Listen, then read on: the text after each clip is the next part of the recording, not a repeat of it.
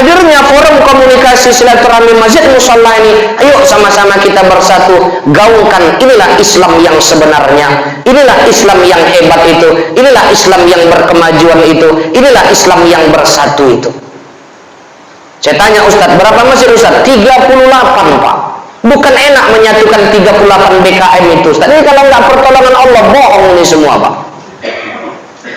Kami buat pengajian subuh 7 orang. 7 orang yang datang. Nangis bendaharanya Pak. Kepiye Pak Ustadz? Slow. Kalau ada masalah nggak usah apa kali gue bilang slow. Naik aku ke mimbar siap Jumat, umumkan, Bapak Ibu besok kita pengajian subuh.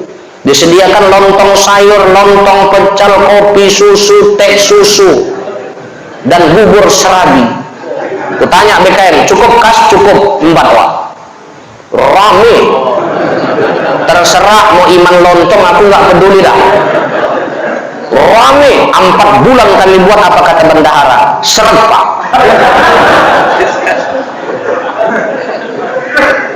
Seret Pak. Kita kan banyak contoh masjid.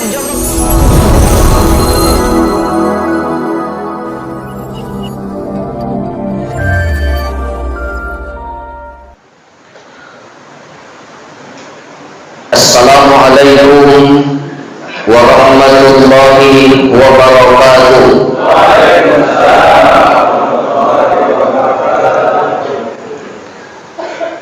Alhamdulillahirabbil alamin. Wassalatu wassalamu ala asrafil anbiya'i wal mursalin, imamil muttaqin, sayyidil hurril muhajjalin, wa ala alihi wa ashabihi al-mujahidin at-tahirin, amma ba'd. Subhanaka la ilma lana illa ma 'allamtana innaka antal alimul hakim. La haula wa la quwwata illa billahil aliyyil azim.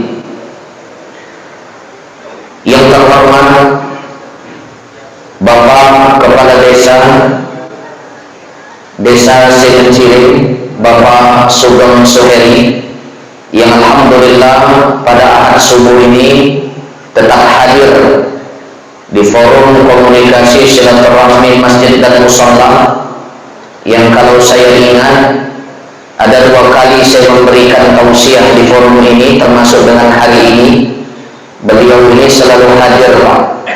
Mudah-mudahan beliau sehat selalu, bisa memimpin desa kita ini, membawa desa Segenciri ini ke arah yang jauh lebih baik lagi.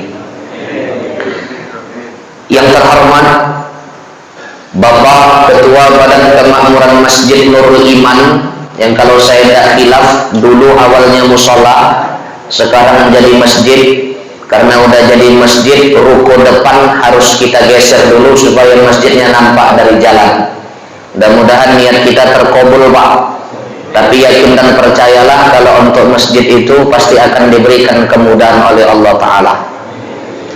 Yang terhormat senior saya Bapak Al-Ustadz Muhammad Hendro SPDI selaku Ketua FKSNN, yang senantiasa mengorbankan mungkin jadwal ceramahnya kalau setiap ahad subuh itu demi bagaimana keberlangsungan forum kita ini. Mudah-mudahan perjuangan beliau ini dibalas oleh Allah dengan balasan yang sebaik-baiknya. Yang terhormat seluruh keluarga besar FKSMN, baik ketua, wakil ketua, penasehat, dan segenap pengurus yang berhadir, serta yang saya muliakan tokoh agama, tokoh masyarakat, bapak-bapak, orang-orang tua saya, seluruh jemaah pengajian ahad subuh yang berhadir dalam kesempatan ini. Alhamdulillah kita bersyukur kepada Allah, di mana dalam kesempatan ini kita semua sudah berada pada hari yang ke-19 di bulan Zulqa'dah. Berarti tidak lama lagi kita akan masuk ke dalam 1 bulan, yaitu bulan Zulhijjah, yang syarat akan makna dan sejarah. Jadi kalau kita pahami Pak, bulan Zulqa'dah ini adalah pintu gerbang untuk sampai kepada bulan Zulhijjah. di mana bulan Zulhijjah ini bulan yang terakhir dalam hitungan Hijriah. Diawali dengan Muharram, diakhiri dengan Zulhijjah. Sehingga pantas saja di dalam Al-Quran surah An-Nahl ayat 123 itu jelas Allah katakan, "Summa auhayna ilaika an ittabi' millata Ibrahim hanifa wa ma kana minal musyrikin," kata Allah. Dan Muhammad kuwahyukan kepadamu, kata Allah, kemudian kuwahyukan kepadamu wahai Muhammad untuk mengikuti agama Ibrahim yang hanif, agar kamu terhindar daripada orang-orang yang musyrik. Nah, dalam ayat ini kan cukup tegas Allah katakan bahwasanya Nabi kita Muhammad diperintahkan oleh Allah untuk mengikuti agama Ibrahim yang hanif. Karena banyak perjalanan hidup Nabi Allah Ibrahim itu yang dijadikan sebagai landasan syariat bagi kita hari ini.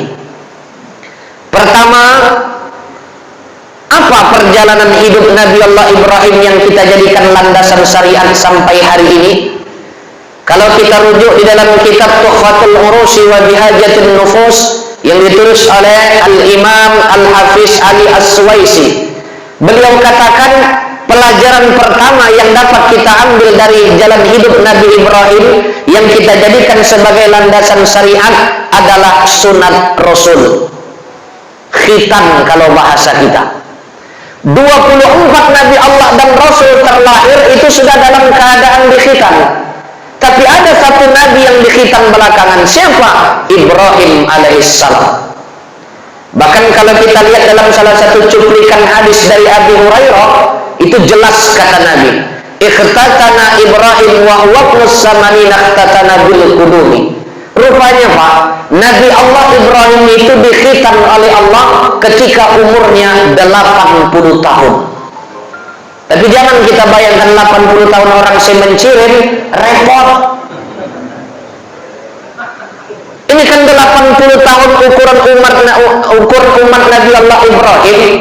Nah, kalau kita lihat dalam satu riwayat Nabi Allah Ibrahim itu umurnya berapa? 180 tahun.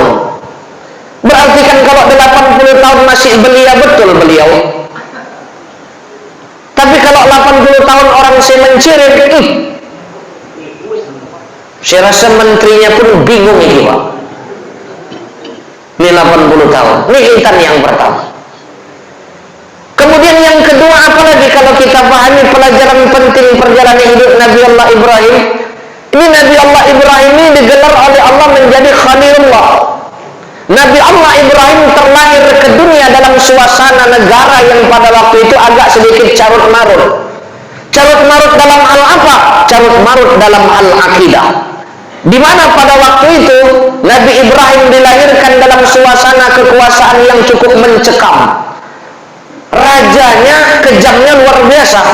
Siapakah rajanya dalam sejarah diceritakan? Itulah Namrud laknatullah. Bayangkan Bapak Ibu, Namrud itu punya peraturan, setiap bayi laki-laki yang lahir bunuh. Saya rasa kejam betul raja ini. Setiap bayi laki-laki yang lahir bunuh.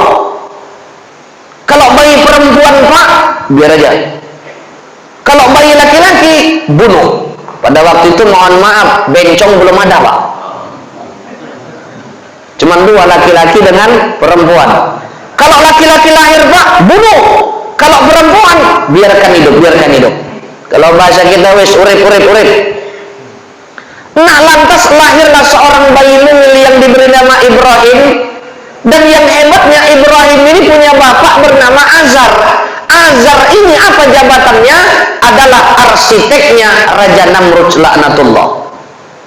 Posisinya penting nih Azar ini. Kalau nggak ada Azar, carut marut tuh Raja Namrud.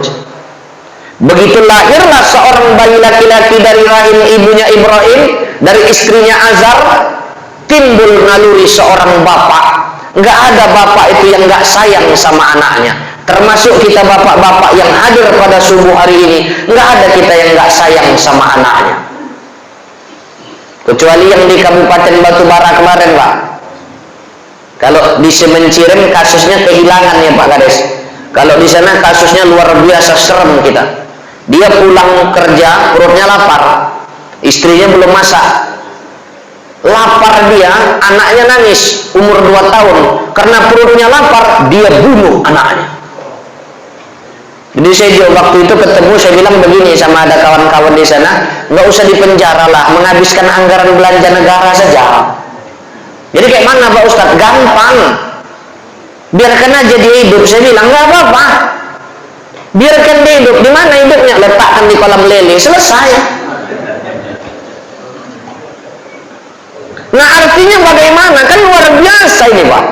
Seorang bapak itu terkadang kalau bekerja untuk anaknya, kepala jadi kaki, kaki jadi kepala. Bahkan mohon maaf, ibadah pun bisa ketinggalan. Tapi pada hari ini saya kagum betul nih, setiap minggu kita FKSMM ini selalu padat, selalu ramai. Ini kan salah satu kebangkitan Islam itu udah mulai nampak. Karena memang salah satu kebangkitan umat Islam itu, lihat sholat subuhnya, ramai nggak? Kalau sholat Idul Fitri Pak, nggak usah dibilang Pak, penuh tuh lapangan. Karena sarung barunya semuanya keluar. Tapi kalau sholat subuhnya ramai seperti ini, pengajian subuhnya ramai seperti ini kebangkitan Islam sudah mulai nampak Pak. Karena kalau kita pahami dalam sejarah itu bagaimana, subuh itulah sholat yang paling berat. Tapi hari ini kita bangga betul, yang sound system ada donaturnya, yang makanan juga bagaimana ada donaturnya. Bahkan kita yang datang ini pakai biaya pribadi, pakai minyak sendiri, sepeda motor sendiri. Kan nggak ada kereta orang yang kita bawa kemari. Ini kan semuanya diberikan penilaian oleh Allah Ta'ala. Jadi pantas saja begitu Nabi Allah Ibrahim diutus oleh Allah, kalau kita lihat dalam sejarah tadi, yang pertama dibangunnya apa? Itulah kalau kita lihat Baitullah, Ka'bah, kiblatnya umat Islam dunia. Jadi kalau kita lihat Nabi kita Muhammad juga hijrah dari Mekah ke Madinah, yang pertama dibangunnya apa? Masjid. Jadi umat Islam itu kalau mau maju memang harus kembali kepada masjid. Nah kita kan sedang ditantang hari ini. Kata BKM tadi Pak, ruko depan itu akan kita bebaskan. Ya, karena masjid kita ini nggak nampak dari jalan Pak. Mana nampak dari jalan masjid kita ini? Betul nggak Pak BKM? Cuman gangnya kecil ke dalam. Pikir orang masjid pribadi nih Pak. Lah kalau paling tidak ruko itu udah bebas kan nampak dari jalan. Mudah-mudahan kita nanti yang bekerja sama membebaskan ruko di depan itu, di padang mahsyar nanti nampak oleh Muhammad tuh umatku dia membebaskan ruko 600 juta itu. Tapi aku nggak iso 600 Pak, duitku nggak enak. Ya wes 10.000 yang penting kan rutin. Ini kadang nyumbang nggak, ngomelnya nomor 1. Di jemaah sini nggak ada, itu Prancis, Australia yang gitu Pak. Karena kami sana bangun menara udah 17 tahun nggak siap-siap. Bener Pak Kades, 17 tahun nggak siap-siap. Kenapa nggak siap? Orang suuzon aja bawaannya. Nanti BKM beli handphone baru, uang semen nih kuah. Kalau udah begitu nggak bisa maju kita ini Pak. Makanya pantas saja ada seorang ulama mengatakan, hilangkan perbedaan, munculkan persamaan. Hilangkan perbedaan, pererat persaudaraan. Lah kalau berbeda itu kan hal yang biasa. Allah menciptakan manusia aja berbeda kok. Tapi berbeda itu hal yang biasa. Berbeda pandangan, monggo. Berbeda pendapat, silahkan. Berbeda prinsip, boleh-boleh saja. Tapi munculkan persamaan. Apalagi dalam badan kemakmuran masjid ini. Karena kalau udah katanya BKM-nya begaduh, diketawai orang kita Pak. BKM ketua sama seksi dakwah nggak cocok. Yang satu ngundang ustadz, satu ngundang ustadz juga, 2 ustadznya setiap Jumat. Akhirnya ustadz tengok-tengokan, piye Pak, ya piye. Bawa yang undang siapa? Ketua. Wawa tuh seksi dakwah. Baru siapa yang imam, siapa yang khotib. Kata ustadznya adalah ganti-gantian lagi kita. Amplopnya kayak piye Pak, bagi 2 aja udah selesai katanya. Allahu Akbar, kalau cerita begitu repot. Nah jadi ruko kita tuh siapa? Siap. Bisa bebas Pak Ustaz? Bisa, dengan catatan kita bersatu bersama-sama. Makanya Buya Hamka itu pernah menyampaikan, Apa katanya? Harta yang kamu makan akan menjadi kotoran. Di manalah batas makanan itu, Pak? Nang kene. Kalau udah sampai ke perut, nggak ada itu. Ini hari ini bubur nih, teh manis, roti segala macam. Di sini rasanya. Sampai kemari sama. Jadi harta yang kamu makan, kata Allah yarhamka, itu akan menjadi kotoran.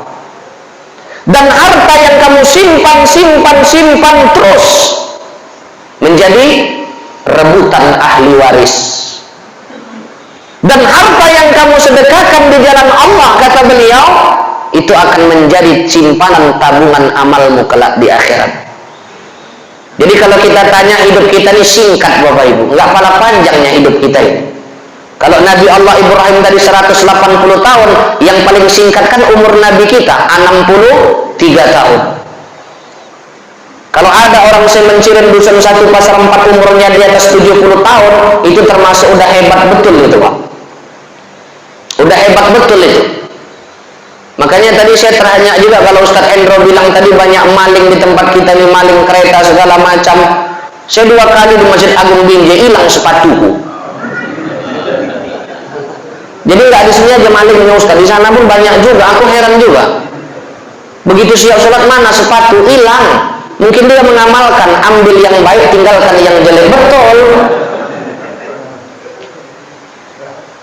Jadi sebenarnya CCTV-nya di mana Ustaz? Kok penyakit masyarakat ini luar biasa? CCTV batinnya nggak hidup Pak. Kalau ketangkap alasannya apa? Ekonomi. Ketangkap alasannya apa? Susah. Sebenarnya yang membuat dia susah itu dirinya sendiri. Nggak ada kita yang diberikan oleh Allah hidup diri dalam keadaan susah. Kita yang membuat diri kita susah sendiri. Kenapa kita yang membuat diri kita susah Pak Ustadz? Ya begitulah jadinya. Akhirnya apa? Ambil sepeda motor orang. Jangankan di tempat kita saya mencirim. Kami Pak, itu CCTV di depan kota Impak, masjid dekat rumahku kupasang 3. Hilang juga. Aku udah nggak mau masang CCTV lagi, udah los lah udah. Hilang juga. Pakai helm dia Pak. Pakai masker, pakai kacamata. Macam mana ngenalinya? Jadi kayak mana impak kita nih Pak Ustadz katanya. Ini macam mana lagi? Kami pakai rantai sebesar ini, putus. Kami gantung lagi kotak impaknya, dijoloknya jatuh Pak. Sebenarnya apa? CCTV batinnya nggak hidup. Kita nih kalau ada CCTV batin kita hidup, mudah-mudahan Raqib Atid selalu mencatat segala kebaikan dan keburukan yang kita lakukan. Jadi sebenarnya orang yang bijak itu bagaimana? CCTV batinnya hidup. Kalau memang CCTV batinnya hidup, nggak apa-apa pasang CCTV masjid itu. Kereta nggak akan pernah hilang, kota Impak nggak akan pernah hilang. Tapi memang inilah penyakit masyarakat. Jadi kalau kata Pak Ketua tadi buat kita baliho segala macam, mudah-mudahan dengan adanya baliho itu bagaimana bisa bergerak hidup CCTV batinnya itu. Nggak usah jauh-jauh, macam buang sampah aja Pak. Udah dibuat lagi yang buang sampah di sini adalah binatang, buang juga. Orang memang CCTV batinnya nggak hidup. Jadi dari kisah Nabi Allah Ibrahim itu bagaimana CCTV batinnya hidup. Bayangkan saja begitu terlahirlah bayi Ibrahim tadi, kalau diletakkan di rumah takut dibunuh oleh Raja Namrud laknatullah, disimpanlah oleh bapak Ibrahim bayi Ibrahim ke dalam sebuah goa. Yang hebatnya selama dalam goa itu bayi Ibrahim hanya mengisap ibu jarinya, jempol. Apa yang keluar? Madu. Itulah yang membesarkan Nabi Allah Ibrahim alaihissalam. Jadi kalau kita tengok kadang bayi ngisap jempolnya, orang turunannya ada kok. Tapi jangan biarkan terlalu lama, kisut jempolnya. Tapi wawak yang dekat simpang sana Pak, udah 80 ngisap jempol juga. Udah dekat Pak. Itu bayi Ibrahim. Nah begitu Ibrahim anak-anak dia bertanya kepada bapaknya, Pak, bapak buat apa Pak? Ini bapak lagi buat nih sesembahan leluhur kita. Hah? Bapak yang buat Pak? Iya. Kalau kata Syekh Ahmad Bahjat itu dalam bukunya Nabi dan Rasul, main-mainlah bayi Ibrahim anak kecil yang bernama Ibrahim itu di dekat sesembahan yang dibuat oleh bapaknya. Pada umur 11 tahun dia tanya sama bapaknya, Pak, Ini kok ada yang besar Pak, ada yang kecil, ada yang kuntet juga Pak. Udahlah kau diam aja dah, kata bapaknya. Yang penting ini jangan kau apa-apain, ini nggak boleh ini. Dia tanya, untuk apa bapak buat Pak? Ya untuk kita lah. Ini kepercayaan kita. Oh iya Pak, saya boleh nanya Pak? Boleh. Kalau memang bapak yang buat, kenapa lah bapak yang nyembah? Kan bagus bapak yang disembah saja Pak. Anak umur 11 tahun cerdasnya luar biasa. Bahkan di usia remaja Ibrahim telah mencari yang mana Tuhan sebenarnya. Kenapa? CCTV batinnya hidup Pak. Ini mudah-mudahan kita yang datang ini termasuk CCTV batin kita hidup ini. Saya tanya Ustaz Endro dari Payageli pun ada datang katanya tadi. Kan luar biasa, itu bukan nggak jauh dari sana kemari. Tapi tetap datang, eksis kita. Nah ini akhirnya dia mencari Tuhan bagi apa? Anak muda yang bernama Ibrahim ini. Dilihatnya bulan, inilah Tuhan bisa menerangi satu dunia. Begitu fajar datang, bulan hilang, matahari mulai naik. Nggak mungkin bulan tenggelam. Inilah Tuhan, matahari yang begitu terang. Begitu senja datang, matahari terbenam, mendatang lagi bulan. Nggak mungkin Tuhan itu kadang muncul, kadang hilang. Mencari-cari Pak. Tiba-tiba dalam satu kesempatan datang dongkol dalam hatinya melihat bagaimana tingkah laku bapak dan para sahabat, bapak dan para kalau kita lihat keluarganya pada saat itu, dia hancurkan semua sesembahan pada saat itu. Kemudian begitu dia hancurkan, dia letakkanlah sebilah kampak itu ke kepada tangan sesembahan yang paling besar. Kemudian dia keluar. Pulanglah Namrud dengan semua pejabat pemerintah pada saat itu. Terkejut, kenapa sesembahannya telah hancur? Ada yang bilang, Pak, tadi yang masuk gudang ono Pak, Ibrahim Pak, putranya Azar. Panggil, kata Namrud. Dipanggil. Tuh anak remaja jawabannya slow Pak. Kenapa? CCTV batinnya hidup. Ditanya, Ibrahim, kau yang menghancurkan itu? Enggak Tuan, mana mungkin aku berani, orang yang buat bapakku masa aku yang hancurkan. Ini kan proyek bapak, kan nggak mungkin aku yang proyek tuh Pak. Itu kan pimpinan kepala PU-nya kan Bapak Ibrahim. Proyek bapak nggak mungkin aku yang hancurkan Pak. Yang betul, ada yang nampak tadi masuk kemari. Mungkin salah lihat Pak. Lo apa buktinya? Gini Pak, ini kan yang lain ini hancur Pak, yang kuntet, yang kecil-kecil, tinggal yang besar Pak. Kampak juga di tangannya Pak. Mungkin dia marah dengan kawannya, dijitainya semua Pak. Jadi kata raja, gila kau Ibrahim, jangankan dia bergerak, ngomong aja nggak bisa. Loh, yang gila aku atau bapak? Orang dia gerak aja nggak bisa, ngomong aja nggak bisa. Kok kira-kira kau bapak sembah ya Pak? Diam kau, kata Raja Namrud. Namanya raja, namanya juga itu keyakinan dia, wajar lah dia marah. Diam kau, raja itu kan gitu Pak, undang-undang di tangan dia. Mana bisa raja itu dikritik? Kalau Pak Kades dikritik ya iso, orang demokrasi. Tapi kalau raja nggak bisa Pak, undang-undang di tangan dia. Udahlah, kalau memang kau begitu dah, kau dihukum tuh. Apa hukuman saya Pak? Lo akan dibakar hidup-hidup. Silakan Ibrahim Pak, dibakar hidup-hidup silakan. Tapi kalau maling motor nggak pernah ditanya, kau akan dibakar hidup-hidup silakan, nggak ada itu. Pasti ngasih alasan, bukan aku Pak. Nah itu. Nah akhirnya bagaimana? Begitu dibakar, kata Syekh Ahmad Bahjat itu dalam bukunya itu ditimbunlah pelepah kurma yang kering itu Pak, setinggi gunung. Dihidupkanlah api, bayangkan kayak mana besar apinya itu. Baru Ibrahim dilontarkan macam busur panah, dilemparkan ke dalam api yang menyala tadi. Tapi mereka lupa, pengawal para nabi dan rasul itu 70 malaikat yang mengawalnya. Begitu dilontarkan ke dalam api, kata Allah, ya nar kuni baradaw wassalaman ala Ibrahim. Wahai api, dingin kau, berikan keselamatan kepada Ibrahim. Begitu masuk ke dalam kobaran api, Namrud ketawa, mampus kau Ibrahim, kau lawan lagi aku ya, biar tahu kau sama aku dulu. Tapi dia lupa Pak, rupanya dalam api itu dingin, menggigil Ibrahim dalam api itu. Nggak usah jauh-jauh, kita pegang kulkas saja, samping kanan kiri belakang panas, dibuka dingin, lebih kurang begitu. Tapi jangan kita coba pulang nanti, betul juga kata Ustaz, dihidupkan api, ya nar. Yang buat wak sunar pula, ya nar. Kul bardawa salaman ala Ibrahim, gosong. Kok nggak iso Pak, ya lain.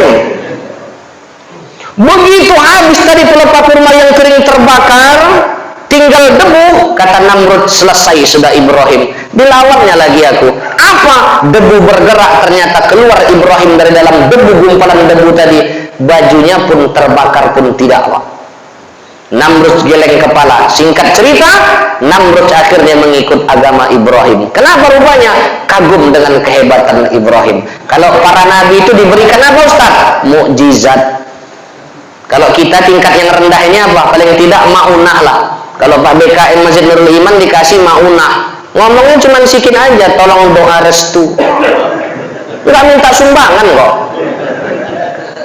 Tolong doa restu, itu bahasa indah betul. Tolong, maksudnya doa restu, letakkan infak kita dulu baru berdoa. Tapi nggak usah takut Pak, kalau memang untuk masjid pasti ada jalan dikasih Allah Ta'ala. Ada aja hamba Allah yang lewat. Akhirnya menara kami yang 17 tahun itu bagaimana Pak Ustadz? Bukan orang dalam yang menyiapkan, datang orang sholat Pak Kades. Pak, mana pengurus? Itu Pak Ustadz datang. Siapa Pak? Saya ini ada niat, memang saya ini setiap masjid itu Pak Ustadz, saya nggak mau bangun masjid yang cuma menara aja. Dia cuma niatnya menara saja. Kenapa Bapak kayak gitu? Bangun dalam kenapa? Pokoknya aku menara aja dah. Aku berharap di surga aku paling tinggi di sana. Iyalah, aku tinggi menara dibangunnya. Dalam hatiku, terserah Bapak, yang penting siap menara Pak. Siap menara. Akhirnya bagaimana rupanya Pak Ustadz? Itulah kita ini perlu persatuan Pak. Saya indah betul pada subuh hari ini. Saya tadi sholat di Masjid Taqwa Pak. Walaupun saya sebetulnya subuh saya pakai kunut, tapi karena tadi imamnya nggak pakai kunut, saya nggak pakai kunut. Kan nggak ada masalah, gitu aja kok repot. Ini gara-gara jenggot begaduh, nggak usah lah. Orang udah sampai ke bulan, kita jenggot nggak bermasalah lagi. Orang udah sampai ke bulan Pak. Apalah masalah jenggot dipermasalahkan lagi dah. Yang mau pakai celana Pak di atas mata kaki, teruskan. Pak Ustadz kenapa? Belum siap aku, berarti jangan ku teruskan. Ya sudah. Yang pakai jenggot teruskan. Ustadz kenapa nggak pakai jenggot? Belum siap. Kan jawabannya manis Pak. Tapi yang pakai celana celana di atas mata kaki, yang pakai jenggot, yang nggak pakai jenggot, tetap diantaranya. Bagaimana? Kita adalah bersaudara. Inilah hadirnya forum komunikasi masjid dan musola, forum komunikasi silaturahmi masjid dan musola ini Pak. Silakan dia mau paham apa, pendapat apa. Yang terpenting kalau dalam forum komunikasi ini kita adalah bersaudara. Ini yang perlu kita sekarang. Udahlah, kalau berbeda itu jari kita aja berbeda Pak. Nggak ada yang sama kita ini. Tapi tetap kita bersaudara. Pak Ustadz, ya kemarin itu kan yang meninggal itu kan saudara kita yang nggak pakai tahlil. Pak Ustadz datang, aku ya datang, dia kan saudaraku juga. Dia mau pakai tahlil, ya monggo. Nggak mau pakai tahlil, ya sudah. Ada tahlilnya pakai ceramah-ceramah, teruskan. Ada tahlil yang pakai doa, teruskan. Masalah sampai nggak sampai doa itu nggak urusan kita Pak. Sampai doa Ustadz sama dia rupanya, mana aku tahu. Yang terpenting niatku berdoa untuk dia. Kalau menurutku sampai, kenapa? Karena nggak pulang lagi doa itu Pak. Kan enak kalau kita hidup saling berdampingan. Sekarang kan agak seram kita nih Ustaz. Tengok penangkapan-penangkapan yang terjadi. Agak seram kita Pak. Aku sebetulnya nengok berita itu agak menangis Pak. Kurasa bagaimana lah kalau kita pahami. Kan heboh penangkapan-penangkapan sekarang ini. Makanya kita ini kan di bawah negara yang udah ada payung hukumnya. Kalau mengenai paham, saya rasa nggak ada jadi masalah. Tapi kalau udah bergerak yang model seperti itu bukan Islamnya yang salah Pak. Islamnya lempeng, Islam itu benar. Tapi orangnya memiliki pemahaman yang salah. Saya rasa seperti itu. Makanya akhirnya kan ricuh kita. Jelek juga citra Pak, citra Islam. Aku sedih Pak. Nengok kadang kawan yang pakai gamis, pakai jenggot dicurigai, kan kasihan kita. Silakan dia mau pakai gamis, nggak masalah. Bapak mau pakai sarung, teruskan aja. Orang kadang kita pakai baju Cina juga kok. Koko ini kan baju Cina. Ya Pak Mustafa aja pakai baju Cina kok, baju koko. Yang betul-betul Nusantara Bapak ini. Satgas pakai rompi. Dari mana itu Ustaz? Aku nggak tahu. Kan Tapi kan ini kan tradisi, nggak ada masalah. Nah makanya kita tuh belajar bagaimana perjalanan hidup Nabi Allah Ibrahim alaihissalam, datuknya para nabi. Dari Siti Sarah lahir Ishak, Yakub, terus itulah mereka Pak. Dari kita dari mana zuriatnya Pak Ustadz, keturunan silsilahnya? Dari Siti Hajar lahir Ismail, terus ke kita. Jadi jelas. Jadi dengan hadirnya forum komunikasi silaturahmi Masjid Musalla ini, ayo sama-sama kita bersatu gaungkan inilah Islam yang sebenarnya, inilah Islam yang hebat itu, inilah Islam yang berkemajuan itu, inilah Islam yang bersatu itu. Saya tanya Ustadz, berapa masjid Ustadz? 38 Pak. Bukan enak menyatukan 38 BKM itu Ustadz. Ini kalau nggak pertolongan Allah, bohong ini semua Pak. Kami buat pengajian subuh 7 orang. 7 orang yang datang, nangis bendaharanya Pak. Kepiye Pak Ustadz, slow. Kalau ada masalah nggak usah apa kali aku bilang slow. Naik aku ke mimbar siap Jumat, umumkan, Bapak Ibu besok kita pengajian subuh. Disediakan lontong sayur, lontong pecel, kopi, susu, teh susu, dan bubur serabi. Kutanya BKM, cukup kas? Cukup 4 Pak. Rame. Terserah mau iman lontong, aku nggak peduli dah. Rame. 4 bulan kami buat, apa kata bendahara? Seret Pak.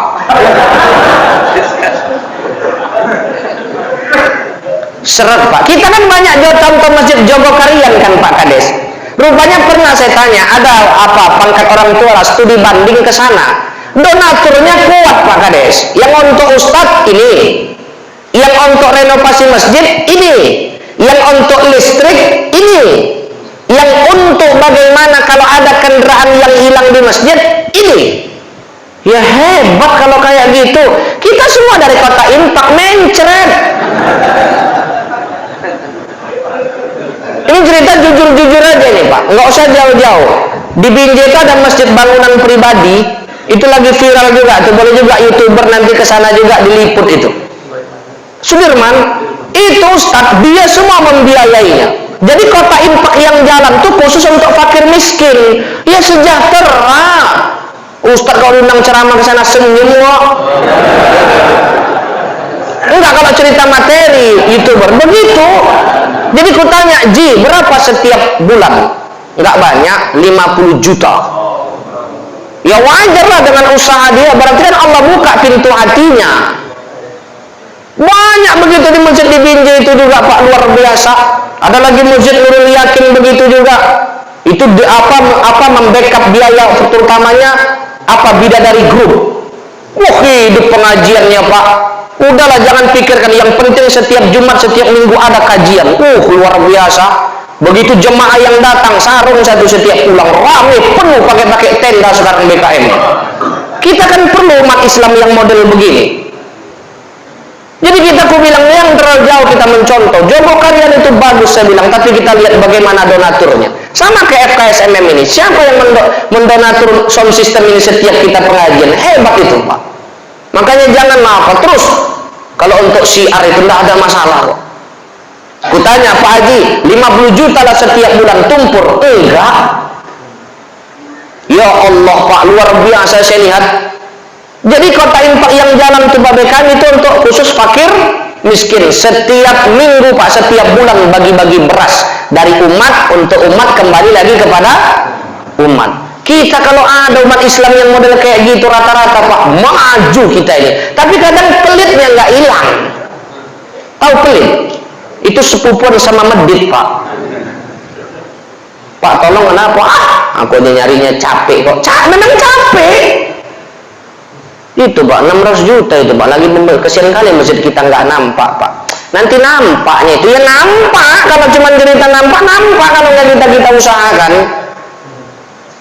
Saya yakin nih kalau untuk BKM untuk warga kita di sini, saya yakin dan percaya nggak sampai setahun Pak udah terbeli nanti itu. Berdoa aja kita, ada yang datang kemari umumkan, kalau Jumat diumumkan, nggak sampai setahun selesai itu Pak.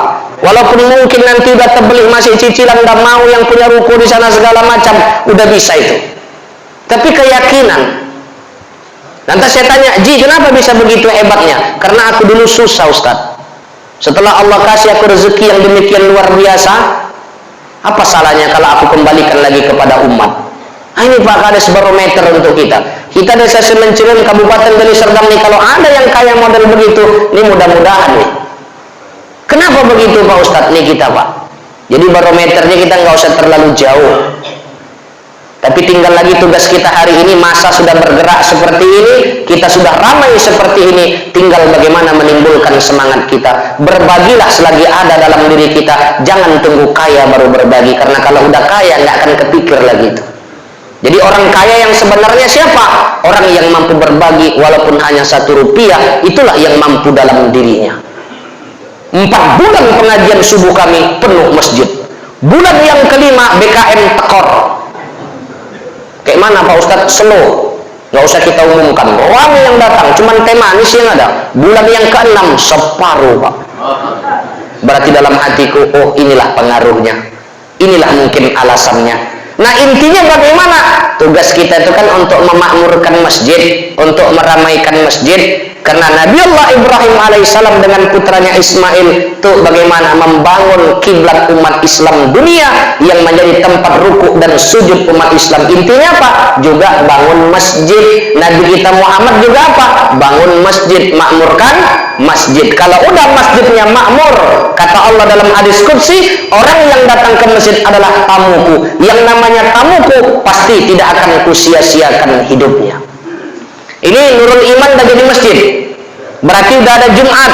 Tugas kita bagaimana memakmurkan, meramaikan masjid kita ini Pak. Menjerit tukang azan setiap waktu. Hayya 'alas shalah, hayya 'alal falah. Menjerit. Tapi kalau enggak datang juga, wallahu a'lam bissawab. FKSMM udah dibuat, ada, hadir di tengah-tengah kita.